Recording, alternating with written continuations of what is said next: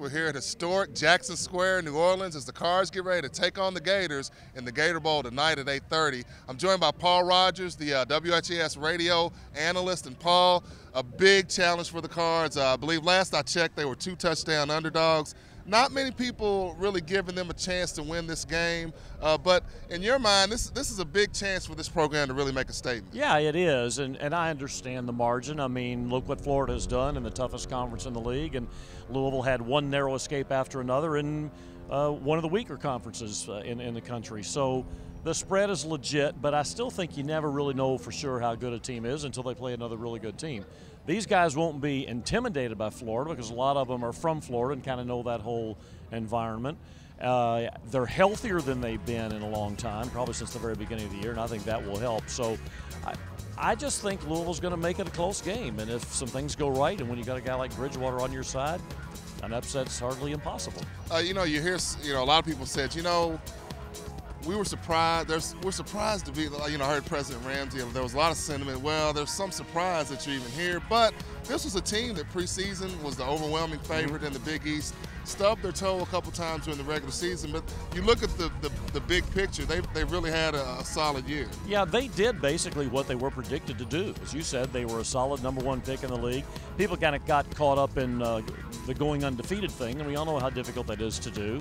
The Syracuse game was a bad game for them at the time, although it turned out Syracuse played great ball after that.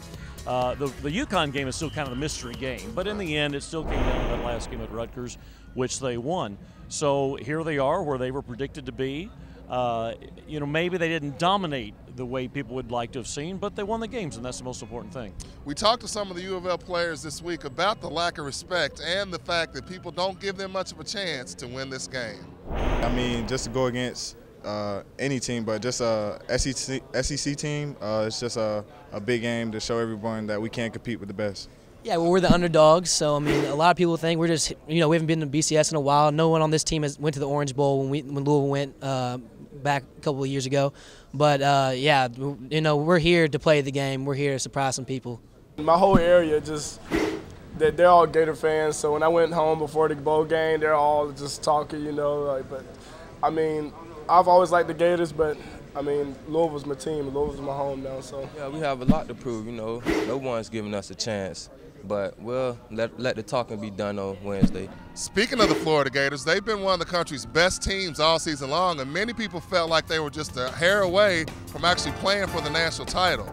The Gators also have to battle the perception that they're not really motivated to be here to play a Louisville team that they're favored over by 2 touchdowns. ESPN 680's Jason Anderson asked Florida coach Will Muschamp about that perception. I think that's hogwash. I don't think there's anything to that at all. I've seen our football team prepare and how they've practiced, and we've been physical, and we've practiced and prepared the right way. We've been on time for everything. We've been totally in tune to what we're trying to do. We're playing a good football team, and the film speaks for itself. We have great respect for the opponent, and but at the end of the day, regardless of who we play, we take care of Florida.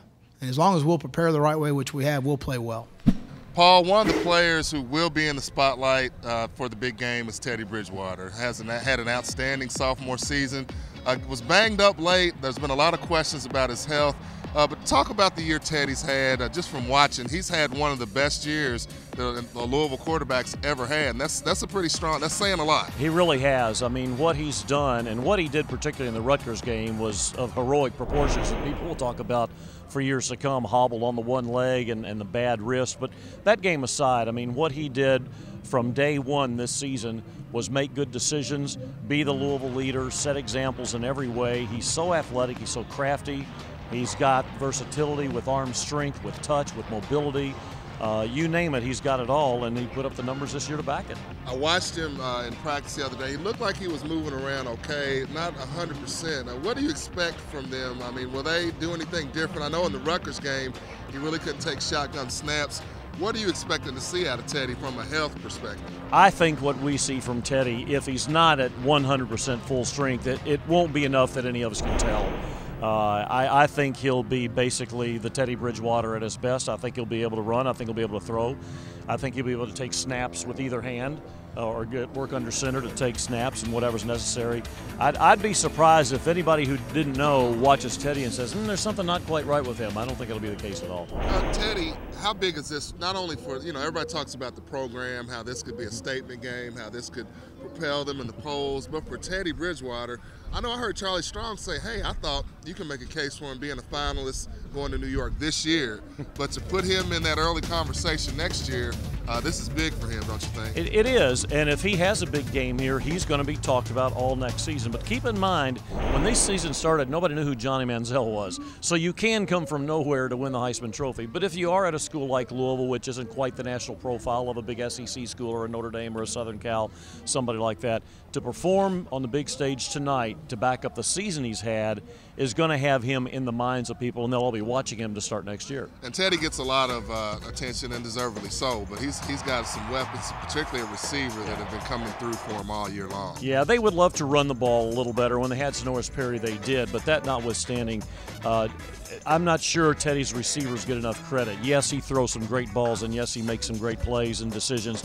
but his receivers have just come to his aid time and time again. I mean, you don't find a more athletic guy than Devontae Parker. Copeland came of age this year. Rodgers, I mean, you name it. Andrell Smith, every one of them has made big plays at some time along the way.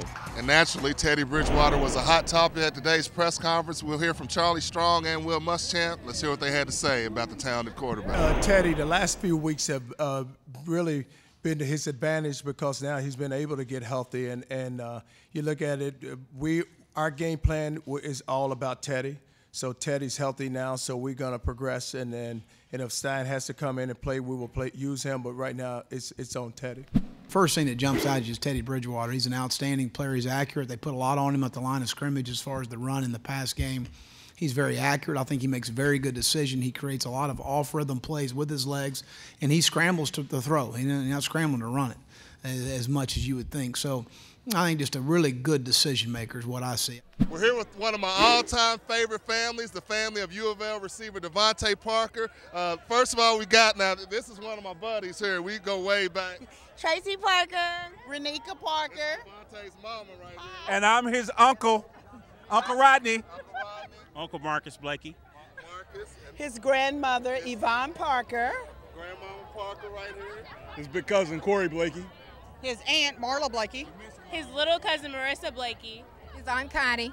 I know you all, and Yvonne, I know you all got to talk about how proud you are. I mean, and I know Devontae, this is a Cardinal family, grew up, and now playing for the red and white. It's got to be a dream come true for you guys. We have always followed Devontae Parker since he was 5 years old playing football, and we're just so excited that he is at the University of Louisville, which was his only choice all the time, is to play for the University of Louisville and be a Cardinal. And being here in the Sugar Bowl and being in New Orleans and seeing all these Cardinal fans, I mean, the Cardinal fans outnumber Florida fans probably 3-1. What's that like to see the Louisville fans come out and represent like this? It is so awesome. It is so exciting. The atmosphere is just awesome here, and we're just so happy that so many fans from Louisville, Kentucky came to cheer on the Louisville Cardinals tomorrow against the Florida Gators.